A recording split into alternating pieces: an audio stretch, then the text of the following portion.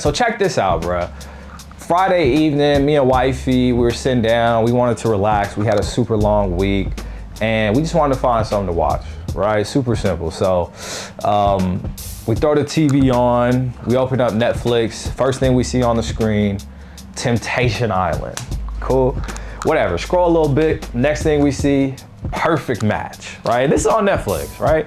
Now, the thumbnails that they use for these type of shows are very revealing, okay? Girls with cheeks out, dudes with shirt off, like very enticing, whatever, okay? So next thing I know, we decided to jump to Peacock and Love Island was there waiting on us, right? Same type of thumbnail, same type of limited clothes, like, y'all know what I mean if y'all see these type of thumbnails. Like, I'm not crazy. Like, this is very, very interesting. And my girl, she likes these shows. And so she will watch these shows every now and again, okay? So maybe that's why a part of the algorithm, I don't know, all right? But I hand her the remote. I'm like, yo, find something. Let's just, whatever. Let's just throw something on. So I pull out my phone.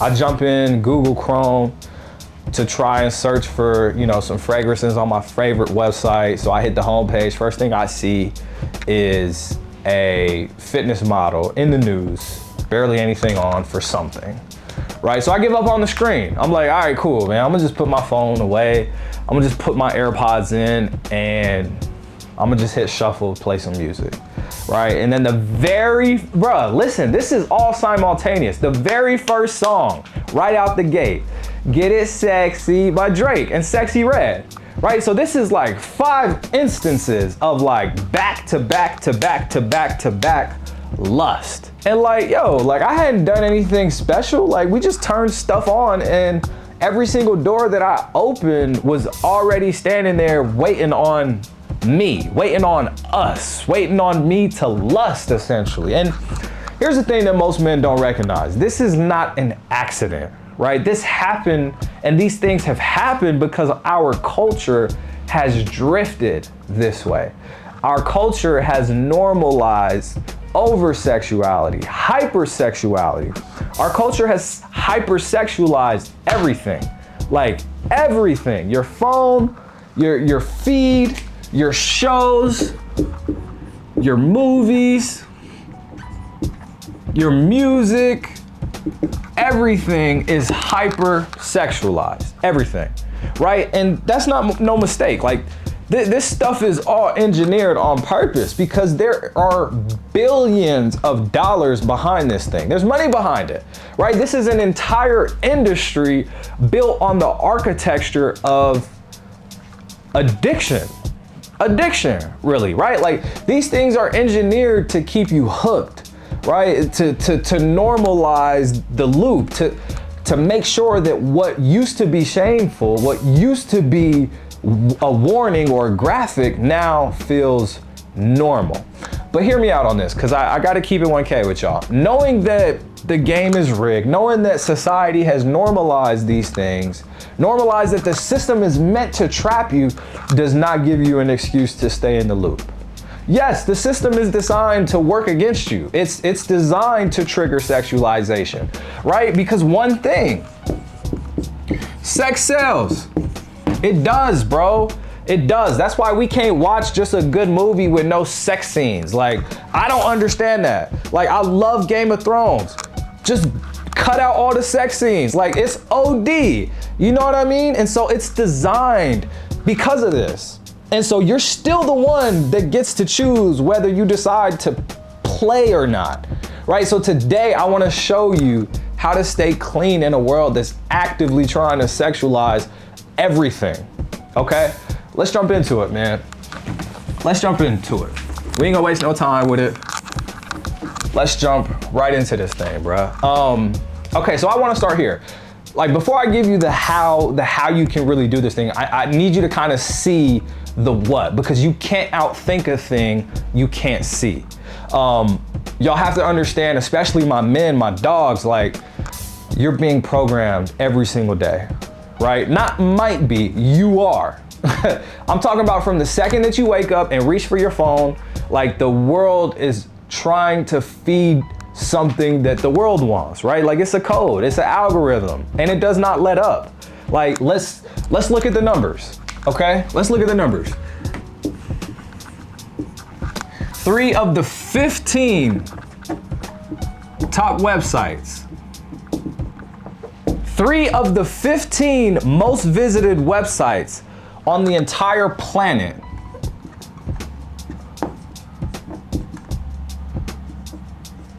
are porn sites.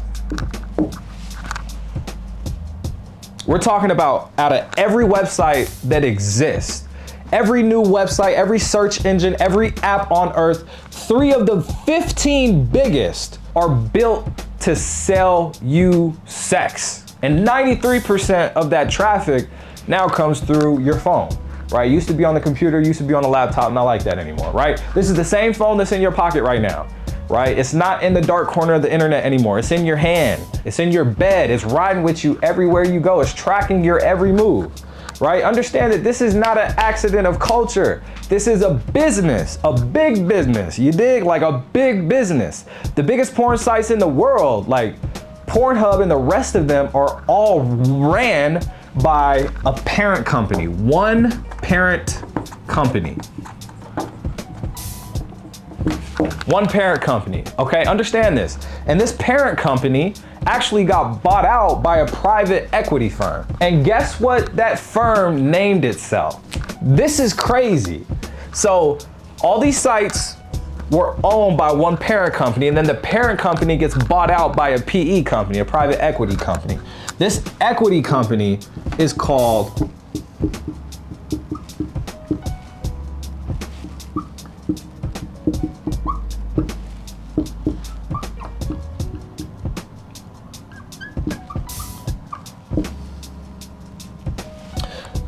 This PE company is called Ethical Capital Partners, right? Yo, their slogan is ethics first investing. That's their actual slogan. Like, what are we talking about right now, right? How are you calling itself ethical, right? It cashes checks off the single biggest engine of lust and exploitation on the planet. And it's saying it with a straight face, y'all. Like, this is crazy. This is the world that you're living in, right? It'll hand you the poison and call it medicine. Ethical Capital Partners? Bruh, we gotta wake up. My men, we gotta wake up, dog. You are the target, right? Men, 18 to 34. I'm gonna do this. Men, 18 to 34, you are the target, dog. You are responsible. Like, you make up most of this traffic, right? You make up more than half of everybody using these websites, right? And this is the largest paying market as well. The largest paying market is 18 to 34 men in the US, right? So they've built a whole machine around your attention, around your dopamine, around your weak moments at 2 a.m. in the morning. You are their ICP. You are their ICP. Now, check this out.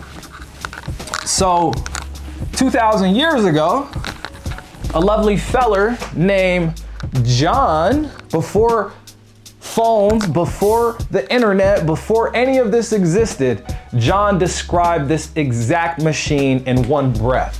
He described this in 1 John chapter 2, verses 15 and 16. Let me grab my Bible. All right, so John says, don't love the world or the things that are in the world. If anyone loves the world, the Father's love isn't in him. For all that is in the world, the lust of the flesh, the lust of the eyes, and the pride of life isn't the Father's, but it is the world's, right? Now, look at what he named, right? He called out lust of the flesh. He called out lust of the eyes. He's describing the machine that's running right now. And he saw it coming 2,000 years ago, dog. Like, before any screen, before any magazine, right? Like, before anything. Like, John is telling you that this pull, this craving, the world keeps putting in front of your eyes, it's not from God. It's not, and it isn't even really coming from you. It's of the world. It's the world's signal. It's the world's frequency. And it's broadcasting to you all day long. And it's trying to get you to tune in, right? I remember the first time that I was in Vegas. I was probably 16 years old. Unfortunately, I was already deep in lust and pornography by that time. I got exposed super, super, super young. And it was my first time in Sin City. And I remember it was the first time that I saw a naked woman on a billboard while walking the strip. Yo, I was perplexed, yo. Dog, I'm from Salt Lake City, bro. One of the most sheltered places on earth. Like, I could not believe that they were actually promoting this type of thing. Like, it was my first time in Vegas. Like, I'm not used to this, even though I was already deep in porn, already deep in lust, right? And so I'm like, Vegas, what are we doing? Like, this is normal? I'm like, yo, like, this is crazy. But behind closed doors, I was in my flesh, right? On the daily. Like, I couldn't imagine living in Vegas and having to see those things while being unhealed.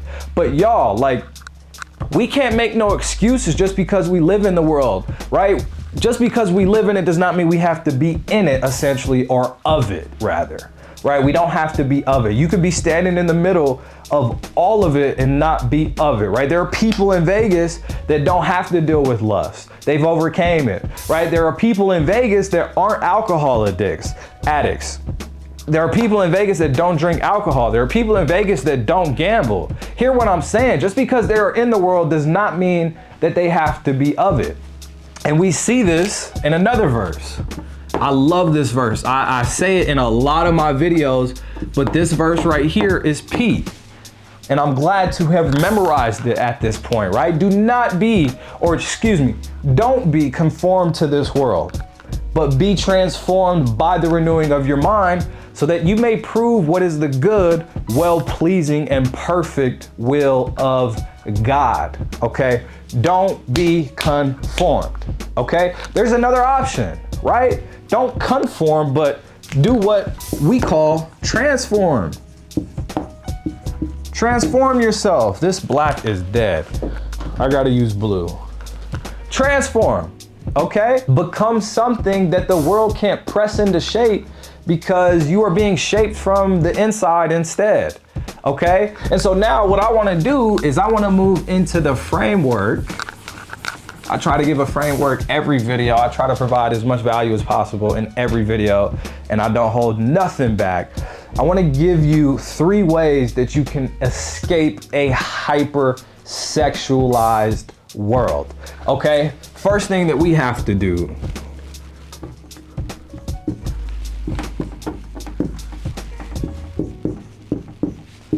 Simple, my guy. Simple. Simple. Wake the hell up, bro. Y'all, I'm passionate about this, y'all. It took me a long time to defeat this thing. I was 17 years deep in lust, bruh. Like, this shit is real, right? Wake the hell up. Understand that the machine runs on you being asleep. What do I mean by being asleep? Well, let's actually think about how this happens, right? So you may be bored. You may be stressed, going through a tough time at work, or you may just be tired, whatever. And so you start scrolling, right? And somewhere in between, you start feeling a little urge. And so you feel that urge and then you start following it. And you barely even realize that you made a choice to act upon it, right? Essentially, your algorithm has put you on autopilot right where it wanted you. And understand this, that every study on breaking an addiction starts in the same place.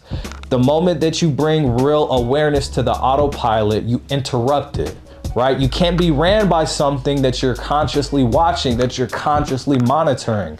Essentially, you have to police your urges. You gotta police the thoughts that come in, right? You may not be able to control the first thought, but you can control the second.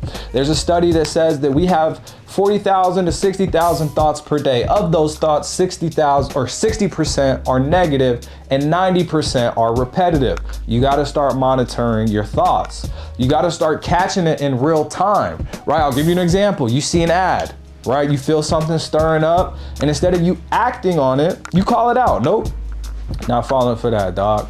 I'm good off that, right? You might see somebody, you see somebody walking, you feel a trigger. Nope, I'm gonna look away. Like, this is the lust of eyes that John was talking about.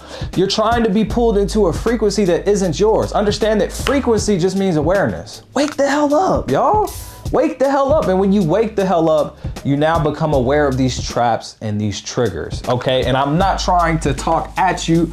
I'm just super passionate about this because I wish I had somebody that gave me this game like this. You know what I'm saying? Like, I was a young bull, full of lust, high libido, the whole nine. I needed help, dog, okay? Number 2.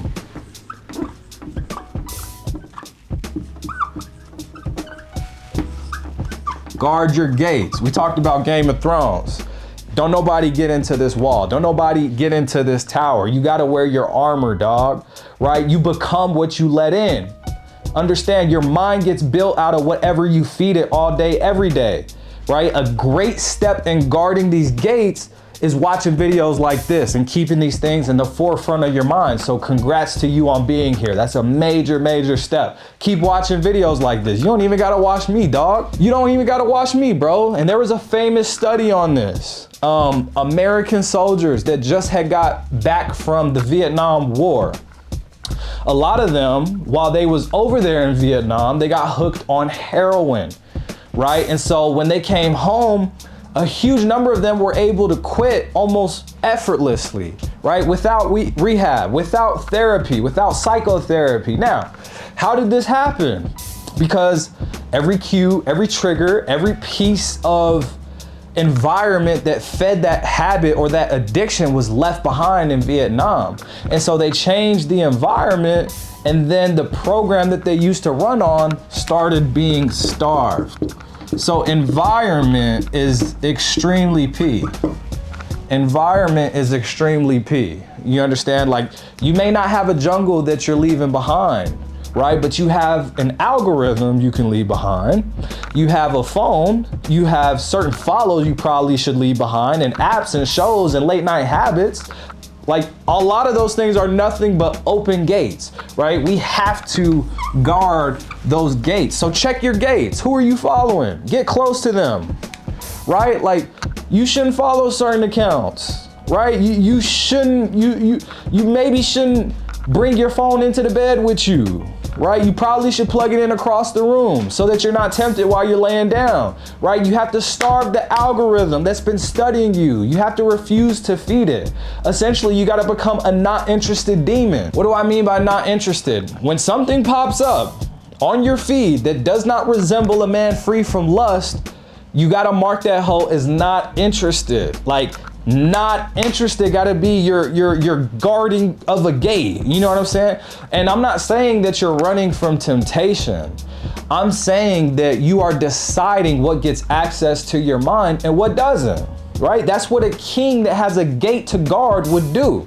So you have to do that. Like, you have to set these parameters and you have to take action on them. All right, real quick. If you are a man who's ready to stop letting the world run your mind, there's a link in the description that'll help. So check that out. Number 2, guard your gates, man. You got to become maniacal about what you're feeding your mind.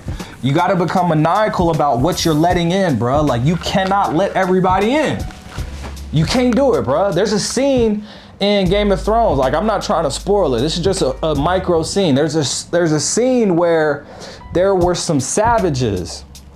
And the savages were from another town, and they were known for coming in and disrupting cities and towns and stealing and raping women. And there's a city, a big, big city that's called the greatest city in the world in Westeros, called Karth. And Karth had riches and everything, bunch of resources, cattle, all of the shenanigans. Well, the savages were trying to come into Karth, and Karth had these huge gates. And when they found out who them savages was, they was like, nah, y'all not allowed to be in here. Nah, go ahead, get up out of here, cuz. Like, we not letting y'all in here. Eventually they let them in, unfortunately. But that's how you have to guard your gates, okay? Moving on to number 3. This is one of my favorite ones because I think it's underrated, right? This is the final play that you have to make in order to disrupt a sexualized mind, okay? what you want to do is you want to raise your, if you said frequency, you guessed it. Frequency. Very, very, very, very straightforward, right? This is the one that will actually set you free. Essentially, when you raise your frequency, you stop fighting against the world's frequency and you start raising your own, right? You leave the world's planet behind and you start studying or creating your own universe. We all live in the same world, but unfortunately we have different universes, right? You leave the world's planet behind and you start studying your own universe. Shout out to my guy Nero and Parallel Universes of Self that talked about this concept. That's a book. We get to curate our own universe. Like, we don't all live in the same world. Our world is shaped by our frequency, right? And a lot of our raising of our frequency, it starts with an identity shift. Like, this is the first step of raising your frequency. You have to shift your identity. Okay, I'll give you an example. If you're somebody who is free from lust, you have to be free before you're actually free. Okay, I'll give you a better example. Let's say that you want to go to the gym to build a better body, right? You want to be fit. Well, in order to be fit, you have to become the mental equivalent of a fit person, right? Which means you would no longer negotiate with yourself when it comes to going to the gym, right? It means that going to the gym is just a part of who they are, right? And not only that, they have to eat certain foods in order to be fit. They have to stay away from certain foods, right? Because 80% of becoming fit is what you intake. It's the inputs, right? It's what you put in your body. Like, you can't outwork a bad diet, right? So now it's a part of that person's identity. So they no longer eat late night snacks, right? They no longer eat fast food. They no longer eat sweets when they're stressed or bored or burnt out, right? Because that's not who they are anymore. You don't wait until you're fit to become fit. You become the mental equivalent of it. And I learned that from a book called You Can Have What You Want If You Find It Within Yourself. Shout out to my guy Nero once again, who put me on to that. You have to rehearse this, man, over and over and over and over and over again. You have to continue to do this until your subconscious mind starts to accept this new person, this new identity as truth. And your subconscious mind doesn't know the difference between what's real and what's fake. So if you become a person, if you become a man that's free and choose to identify as a man that's free, your subconscious will follow and it will update naturally. You become who you actually are, who you actually see yourself as being, okay? Now, this video is way longer than I anticipated it. I only wanted it to be about 15 minutes, but I got a little passionate, a little over the top, a little ODZ with it. But I don't have much left, okay? I just felt like there was so much value in here. I just had to keep going, okay? I just had to keep going. But I'm gonna leave y'all with this, okay? You are going to live the rest of your life in a world that is actively trying to sexualize everything that you lay your eyes on, right? That's not changing. I'm sorry, but it's not. Sex sells. It really does, right? The billboards aren't coming down. The algorithm is not going to grow a new conscious. Your discovery page on Instagram is a war zone, and I'm not even on Instagram, and I remember that shit being crazy. Like, stay away from there, right? The machine's gonna keep running, and it's going to keep broadcasting and trying to feed you every single day. But understand, it's not about them. It never was. It's never about them, right? You were never meant to be a part of that world. You just live here. And a man who is awake, a man who guards his gates, a man who's tuned into his own frequency, that's a man that can walk through the middle of all of it and stay untouched, right? The world gets quieter and it'll keep calling you. You just don't have to answer anymore. A good visual representation of this is that scene from, what's that movie called? Is it Tangled?